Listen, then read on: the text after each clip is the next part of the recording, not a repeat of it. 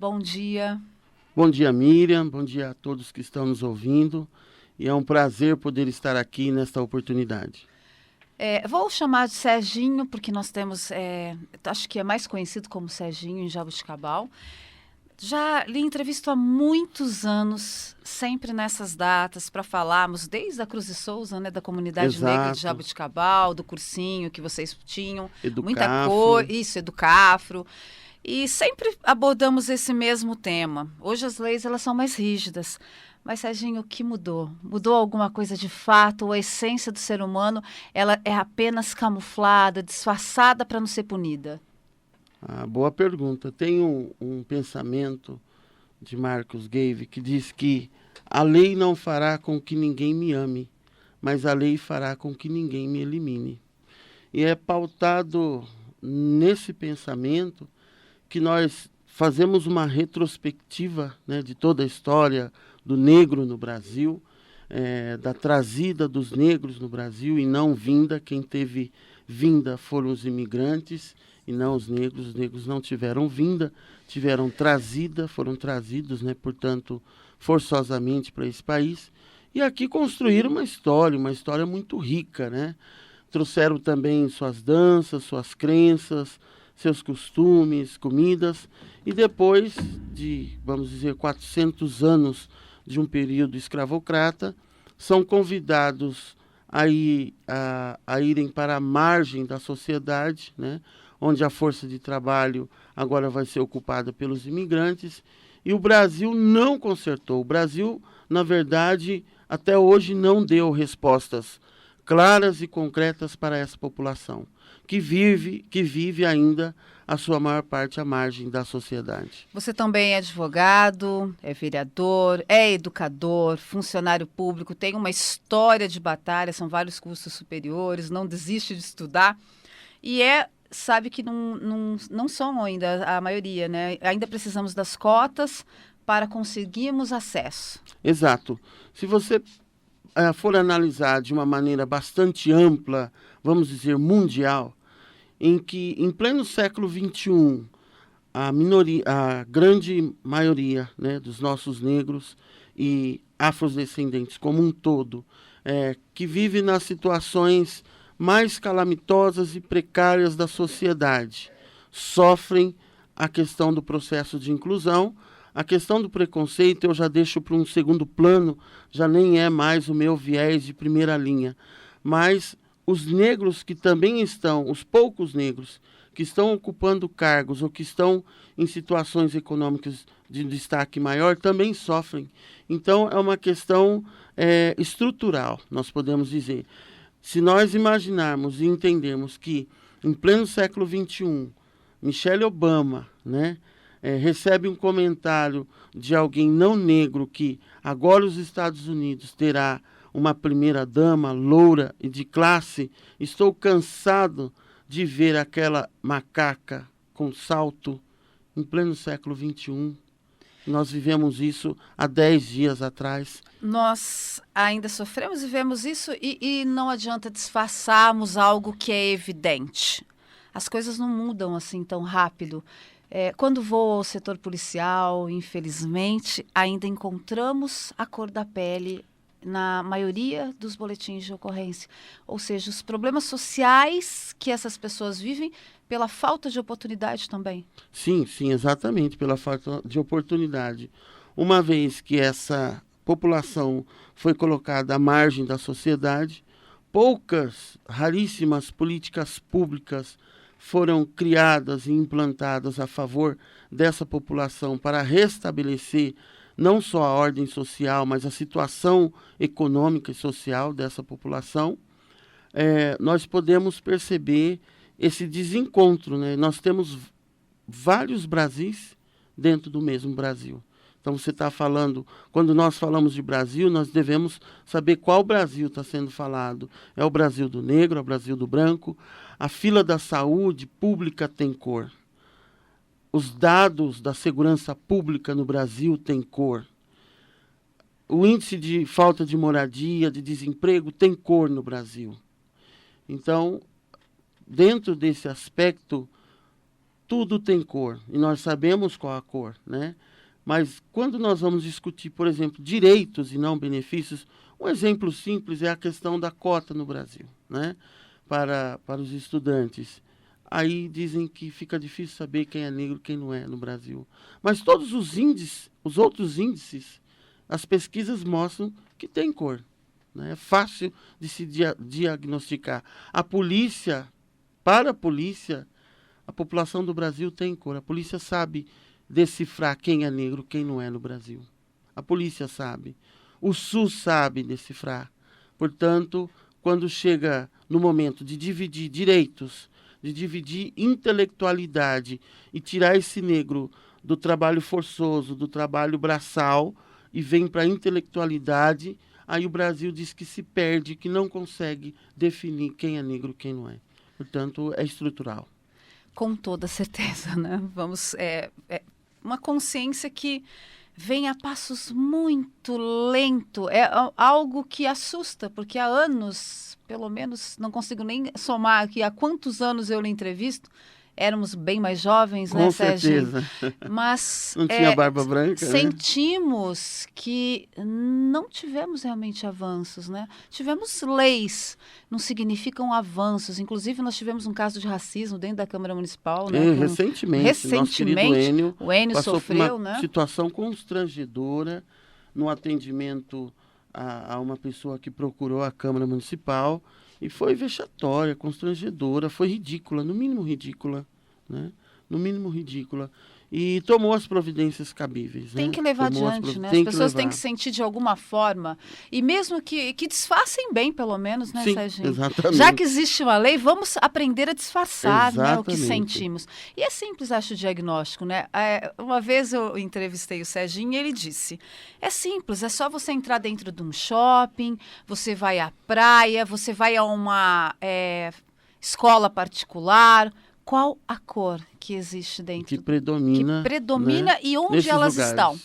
Qual o setor que elas ocupam? Exatamente. Ainda, isso você sente uma mudança já ou não? Muito lenta, Miriam, muito lenta, pouco significativa.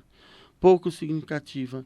Eu fiz um elogio na última sessão a um trabalho jornalístico que eu assisti na televisão, e onde o repórter Cabrini, se assim posso dizer, fez uma simulação, né, com dois atores, um ator negro e um ator não negro, em vários lugares, uma concessionária, em frente ao edifício, em várias situações, com as mesmas vestes, com as mesmas. E como o personagem, né, o ator negro foi abordado em todas as vezes de maneira, infelizmente, incabível, vamos dizer assim. Será que, do outro lado, quem está ouvindo, acho que vale a gente tocar na consciência de cada um. Qual o sentimento do ouvinte com relação a isso? Existe diferença? Né? Se praticamente somos um, mas o mundo vive em guerra, né? E o pior, as pessoas vivem em conflitos com elas mesmas. Se elas não conseguem absorver as suas dores, imagina lidar com o amor, lidar e mudar esse olhar com o ser humano. Ontem à noite, na minha atividade religiosa, o Evangelho falava sobre as bem-aventuranças, sobre os mansos e pacíficos. E eu dizia que há muitos canhões, que não são canhões de bombas e não são armas nucleares. Há muitos canhões ambulantes dentro de muito ser humano aqui na sociedade, no mundo que nós vivemos. E isso vai de encontro com essa nossa conversa de hoje, no sentido em que nós somos portadores de armas de grande potencial. Primeiro, por fazer um estrago na autoestima das pessoas, principalmente quando fala nesse quesito. Segundo, pela não aceitação do outro, não aceitação da diversidade, não aceitação daquele que é diferente. E nesse aspecto, não só a população negra fica deslocada no seu Brasil, mas como a população branca, não negra, também fica desconcertada em muitas vezes não saber como lidar com essa situação. São dois grupos, né, que deveriam estar profundamente irmanados, mas que não conseguem lidar com essa situação. Mas por que as pessoas, de uma forma em geral, até não só com o negro, mas não estão assim muito fechadas no seu mundo e resistentes a aceitar o outro? Miriam, uma observação que eu faço e que eu julgo extremamente importante, nós estamos vivendo em pleno século XXI como que, como que o ser humano estivesse perdendo a sua essência. Não adianta, laranja só dá na laranjeira, limão só dá no limoeiro. Ou seja, toda vez que a criatura se afastar do Criador, não estou falando de religiões, hein? Estou falando de estar conectado com Deus, com o Criador, independente de rótulo religioso. Toda vez que o ser humano perder o sentido da própria vida, ele vai vivendo de maneira introspectiva. Vai se fechando mais? Vai se fechando, exatamente. Ele deixa de ser rosa, que se abre e exala um bom perfume, e passa a ser um repolho, que se fecha e que apodrece a cada dia, vivendo no seu mundinho. E nós estamos nessa era digital, em pleno século XXI, vivendo cada vez mais a individualidade. O individualismo tem tomado uma grande proporção e tem dominado as relações humanas. As pessoas estão se trancando. O ser humano não está se abraçando, o ser humano não está se encontrando, não está se olhando. As pessoas passam perto de você e você não consegue nem detectar se ela está bem ou não. É como se nem tivesse passado. A sociedade, o mundo está vivendo esse fechamento de si mesmo tão nos próximo, seus devidos mundinhos. Exatamente. Conectado com o mundo hoje, que todo mundo chega onde quiser, mas cada vez mais distante. Cada vez mais distante do outro que está tão próximo. Tem uma fala que diz que o Facebook é um instrumento que aproxima os que estão longe e distancia os que estão perto. E é verdade. Você consegue contactar com alguém lá no Japão, mas você não consegue ver que aquele que mora dentro da sua casa ou que trabalha com você não está bem. Portanto, cria essa sensação de separatismo, de individualidade, de mundo, e cada um com seu problema sente um peso maior, porque não tem partilha, não tem como aliviar, não traz calmaria, não traz paz, um espírito de solidão, um mundo e um século da depressão.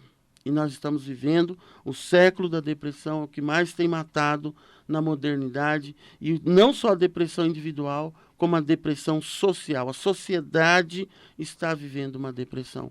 Isso é muito triste. Portanto, na nossa avaliação, na minha avaliação, é necessário que criador e criadora, e agora eu falo enquanto dirigente espiritual, enquanto líder religioso, criador e criatura deve estar conectado. Não tem jeito.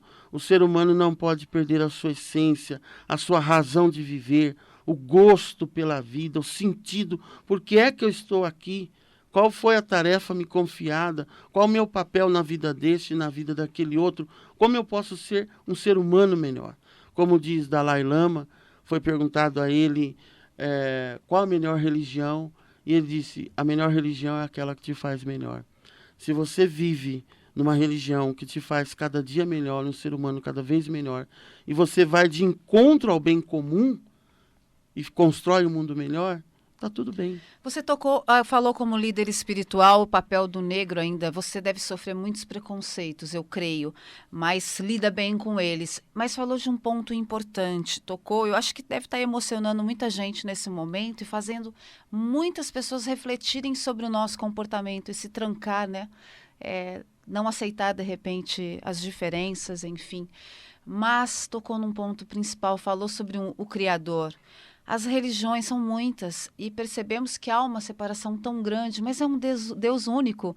E isso é o amor verdadeiro, né? Isso que é compartilhar, esse olhar que não pode discriminar, de que o meu Deus ele não pode ser melhor do que o outro. Somos únicos, né? Somos únicos, criados pelo mesmo Deus e a sua imagem.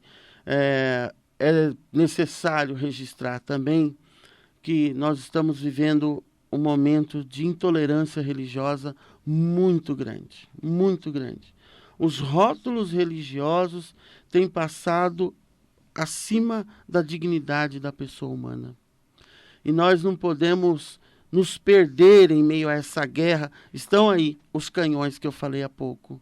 Estão aí as armas nucleares. Nós somos esses canhões, Nós somos, né? Os Poxa canhões. As armas nucleares, ambulantes, bombas atômicas, que vêm destruindo tantas esperanças, tantos sorrisos, e tem derramado tanto sangue e tanta lágrima em meio ao nosso convívio. Bom, falando ainda um pouco sobre o negro, essas dificuldades todas, e de uma forma geral, porque eu acho que essa entrevista ela está levando um pouco mais de consciência sobre o nosso comportamento para muita gente, não só para o negro. E não temos tanto tempo assim. O papel desse 20 de novembro, vocês não falam do 13 de maio, mas falam do 20 de novembro, Zumbi de Palmares. E qual a reflexão que você deixaria para todos, então, para a gente encerrar essa entrevista? Perfeito. 20 de novembro realmente é o dia da nossa grande liderança negra, Zumbi dos Palmares, nosso grande libertador, que coordenou 99% das fugas das senzalas, trazendo libertação ao seu povo negro, junto com o povo índio. Não posso, desculpe, jamais deixar de falar do nosso povo índio, que nós sempre vivemos irmanados, negros e índios, duas etnias que muito sofreram nesse país, mas se os negros conseguiram a fuga foi graças ao povo índio que nos orientava nas matas e nos caminhos que devíamos seguir.